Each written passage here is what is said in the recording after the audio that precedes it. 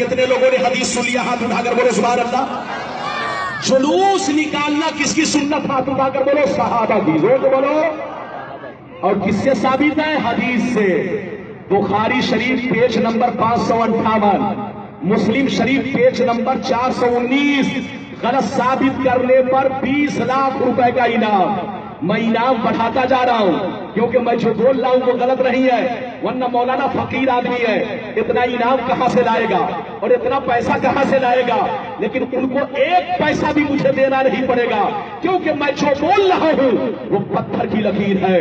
اس لیے مسلمان کسی کے چکر میں مت پڑو، کسی کو دھوکہ مت کھاؤ۔ اگر کوئی تمہارے سامنے حدیث بیان کرتا ہے اور قرآن بیان کرتا ہے اور اس میں نبی کی شان کے خلاف بولتا ہے تو سمجھ لینا وہ قرآن نہیں بول رہا ہے، شیطان بول رہا ہے، وہ حدیث نہیں بول رہا ہے، اندر سے خبیث بول رہا ہے۔ اس لیے مسلمان کبھی بھی دھوکہ مت کھانا، حدیث میں سب موجود ہے۔ ایک بات میں آپ لوگوں سے پوچھنا چاہتا ہوں، یہ بتاؤ جلوس نکالنے سے شان گھٹتی ہے یا بڑھتی ہے؟ ہاتھ اٹھا کر بولو۔ تو حدیث تو اپنی جگہ ہے، حدیث سے تو ثابت ہے ہی، لیکن ذرا عقل سے بھی غور کرو، عقل سے بھی غور کرو کہ اگر ناجائز ہو تو کیسے ناجائز ہوگا؟ اسلام میں وہ کام کرنا منع ہے جس سے اسلام کی شان گھٹے، اللہ کی شان گھٹے، رسول کی شان گھٹے، قرآن کی شان گھٹے۔ لیکن جس چیز کے کرنے سے شان نہ گھٹے بلکہ ان کی شان بلند ہو تو وہ کام کرنا ناجائز نہیں ہے۔ جو ناجائز کہے خود ناجائز ہے، جو حرام کہے وہ خود حرامہ ہے۔ اس لیے یاد رکھو جلوس نکالنے سے شان گھٹتی رہی ہے، شان بڑھتی ہے۔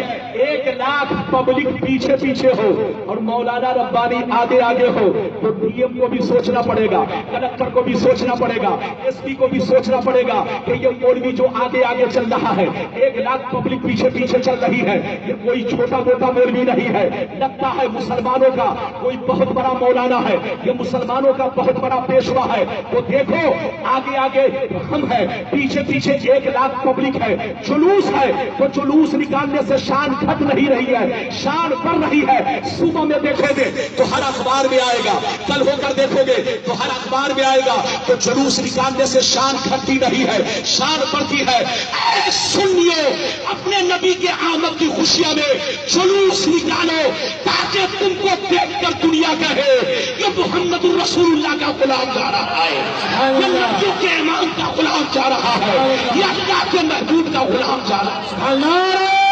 تکبیر، نعرہ رسالت، علماء سنت، مسلک اعلی حضرت، فیضان اعلی حضرت، سرکار کی آمد، سرکار کی آمد، دیدار کی آمد۔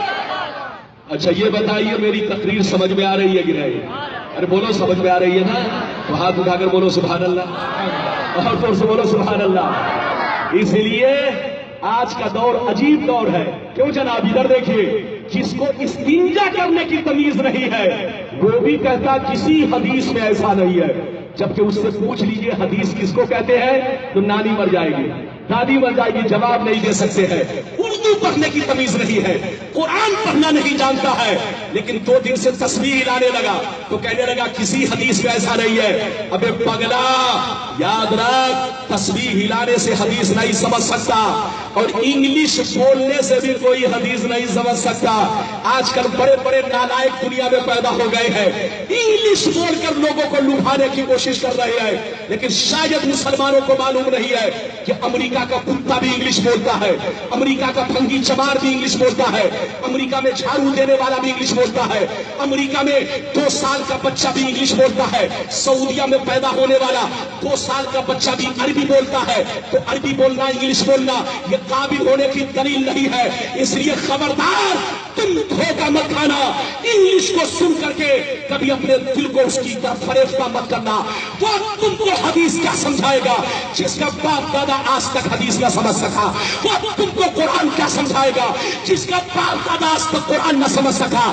تم کو قرآن سمجھنا ہو تو کنز ایمان پڑھا کرو، حدیث سمجھنی ہو تو امام احمد رضا کی کتاب پڑھا کرو۔ نعرہ تکبیر، نعرہ رسالت، علماء سنت، مسلک اعلی حضرت، فیضان اعلی حضرت، جشن عید میلاد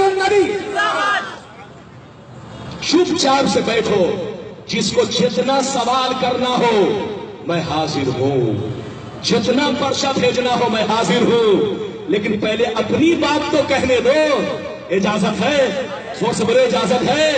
پورا مجمع ہاتھ اٹھا کر بولو سبحان اللہ، اور زور سے بولو سبحان اللہ۔ ادھر دیکھیے، نبی بشر ہیں لیکن کسی بھی چیز میں وہ ہماری طرح نہیں ہے۔ بے شک اللہ کی جانب سے ایک نور آیا اور روشن کتاب، مصطفیٰ نور بھی ہے، مصطفیٰ بشر بھی ہے، لیکن کسی بھی چیز میں ہماری طرح نہیں ہے۔ کہیے تو اب ایک لمبی حدیث اور سناؤ، اجازت ہے؟ زور سے بولو اجازت ہے؟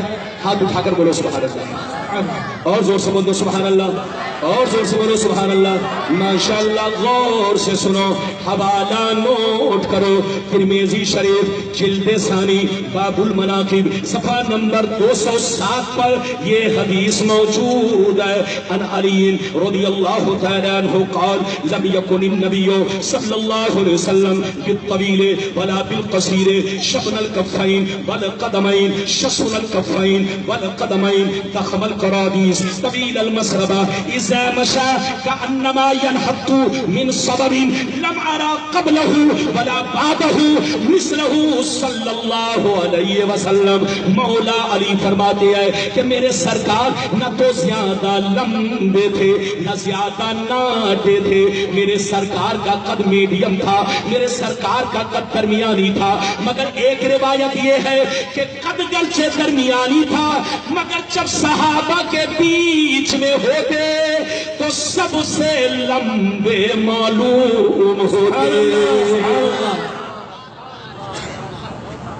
ادھر دیکھیے، نبی کی پیشانی چوڑی تھی، ادھر دیکھیے، اور چہرہ اتنا چمکدار تھا کہ میں اپنی طرف سے نہیں، ابو ہریرہ کہتے ہیں کأن الشمس تجری فی وجہہ، نبی کا چہرہ ایسا لگتا جیسے چہرے میں سورج چل رہا ہو۔ کیا چل رہا ہو؟ زور سے بولو، جیسے چہرے میں سورج چل رہا ہو، اور دانت اتنا خوبصورت، ادھر دیکھیے، دانت اتنا خوبصورت کہ جب نبی مسکراتے تو روشنی نکلتی۔ کیا نکلتی؟ زور سے بولو۔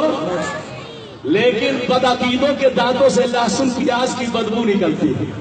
اب آپ بتائیے، فیصلہ کیجئے، میری طرف دیکھیے، نبی کے دانتوں سے کیا نکلتی؟ زور سے بولو، روشنی۔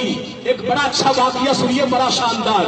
حضرت عائشہ کہتی ہے ایک دفعہ میں کپڑا سی رہی تھی، ہوا کا جھونکا آیا، چراغ بجھ گیا، میرے ہاتھ سے سوئی گر گئی، میں تلاش کرنے لگی، اتنے میں حضور آ گئے۔ زور سے بولو، اتنے میں حضور آ گئے۔ حضور نے پوچھا عائشہ کیا کر رہی ہو؟ میں نے عرض کیا یا رسول اللہ میرا کپڑا پھٹا ہوا تھا، پیوند لگا رہی تھی، ہوا کا جھونکا آیا، چراغ بجھ گیا، ہاتھ سے سوئی گر گئی ہے، تلاش کر رہی ہوں، سوئی نہیں مل رہی ہے۔ اتنا سننا تھا، پیغمبر مسکرانے لگے۔ زور سے بولو، اتنا سننا تھا، پیغمبر مسکرانے لگے۔ حضرت عائشہ کہتی ہے جو ہی نبی نے مسکرایا اتنی روشنی ہوئی، اتنی روشنی ہوئی کہ پورا گھر روشن ہو گیا اور مجھ کو سوئی بھی مل گئی۔